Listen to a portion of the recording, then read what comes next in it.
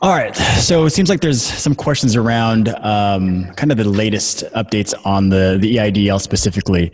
So we thought we'd talk to John, who's on our team here at Push Press, and he's been going through a lot of the same experiences and asking a lot of the same questions. So we figure let's talk to somebody who's actually in the trenches here. No pun intended. John, what's up, man? Hey, what's going on? Yeah, it's we've been getting some requests for answers to questions from the success or support side at Push Press, looking to us, asking questions as far as the money that's already arrived in their bank account. Was that the actual loan, or was that just was that the grant? So we've been helping people through that, letting them know it was $1,000 per employee up to $10,000. As far as I know so far, those are the only funds that have been distributed. I've made a couple phone calls, usually on the weekends, because you can get right through to check on the status for our gym, and basically just kind of get the runaround. They ran my credit 3 weeks ago today.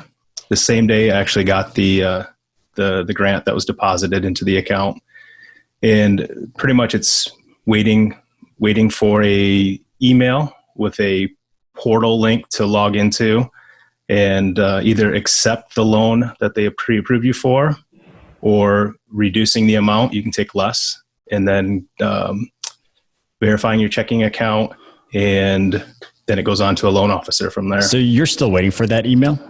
Yeah, still waiting for the email. Yeah. So just to kind of recap the process, you applied for the EIDL, you got the grant first, and the grant was $1,000 per employee. Correct.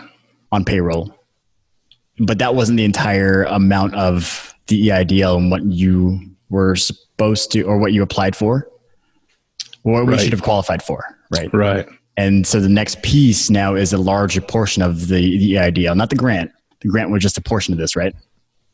Correct. Yeah, the grant was the first step that everyone was deposited into their account. And then from there, if you qualify for any loans, they'll, I'm not exactly sure how they're determining that amount. On the application, it was, Brian, do you remember what the application was? I think it was gross sales and cost of goods sold were the two amounts they were looking for. Yep. So, yeah, at this point, it's just waiting to get that portal to see what that loan amount number is, and then you can either accept it or accept a lower amount, or decline the whole loan altogether. And so the EIDL, that was again a larger amount. In general terms, there was it a 1% loan over a long term? No, it's 3.75%, 30-year loan. In the first year, interest accrues, but there's no payments.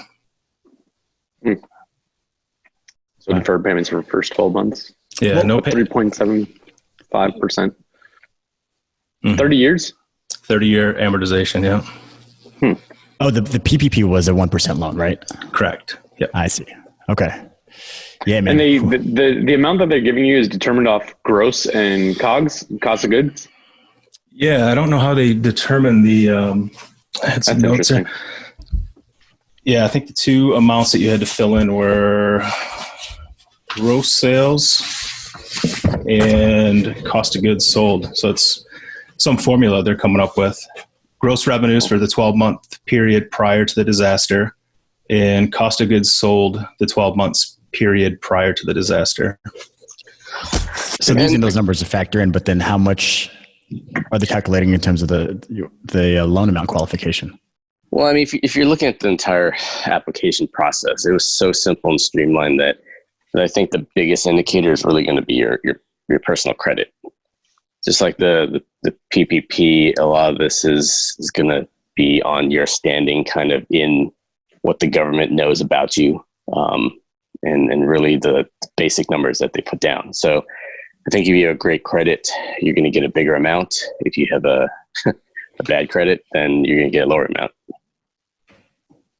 But then again, this is a loan. It's 3.75%. Is what we know right now, but I don't think there's anybody that we've known in the fitness space that has actually gotten that portion of the loan to know, how much that they could qualify for. Everybody that applied, I think they're running through right now and has gotten at least the advanced portion of it, which is good because any dollar helps. And so right now we're just seeing that, hopefully that if you didn't get the PPP, and you're going to have the opportunity to see the EIDL loan, that's still a good thing. So there's still money on the sideline for folks out there that have applied that if you didn't get the PPP, which went through round 1 and round 2, like you may be able to get these funds. Does anyone know if both of these loans, both the EIDL and the PPP, are being pulled from the same pot, or are there separate pots? Like, so if the second round of the PPP has been accounted for and is on the process of being distributed, that I'm assuming that pot is down to 0 now.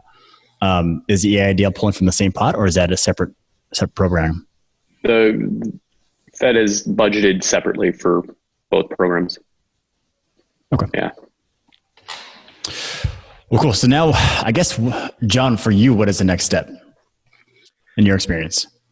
Yeah. Just wait for that email. I've called a couple times because you get a little bit different answers depending on who you talk to.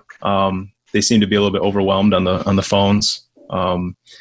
Got some interesting. I called Sunday and I was told that my loan was with the loan officer department, and he gave me a phone number to call, and it ended up being the Federal Relay text line for the hearing impaired. So I'm not sure. Exactly. Perfect. So Can you even call that line? That's one good way of getting rid of you. yeah, it worked. I mean, got me off the line. I called back in on Monday and told her what had happened and that I needed to speak to tier 2 support because that's where I was previously when they told me where my loan application was. And she's like, well, we've been having some issues. You're probably going to get hung up on when I transfer you. And sure enough, she transferred me. I got hung up on. It's been comical. Wow. So if right now it's just a wait and see game, what questions are you looking to get answered by calling their support? So they give you an application number, a loan application number, and there's a 1-800 number you can call. And I keep getting different answers. So I just call on Sundays usually because you can get right through, and just because when you talk to them, they basically tell you that your loan is in process. My credit was run 3 weeks ago. I applied 5 weeks ago in 2 days. So I applied the Saturday after it got signed into effect. So very early on. And I was just wondering if there was any update, if the loan was actually in the loan department, if there was anyone I could speak to, if they knew what the loan amount would be. But yeah, I end up getting, basically, you've got to wait for the email.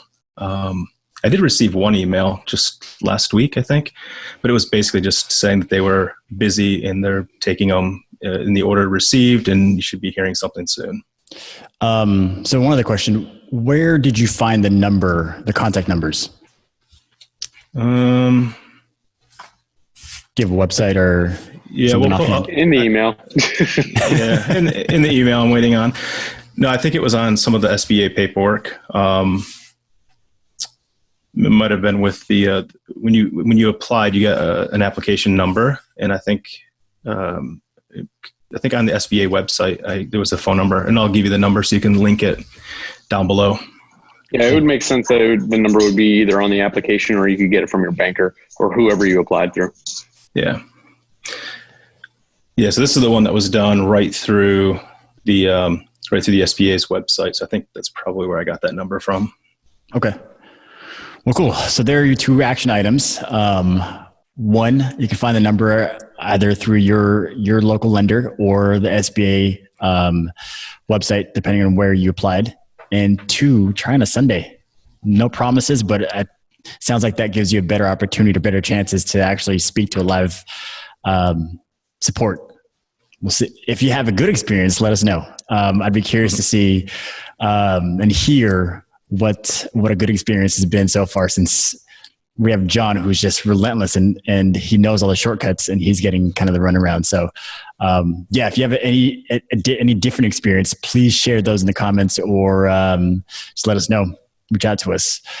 Well, cool, John. Thanks for the update on that. Hopefully the next week that email comes through. Cross some fingers, but we'll see, man. All right, gentlemen, we'll wrap it up for today. Thank you for your time, and we'll catch you guys tomorrow.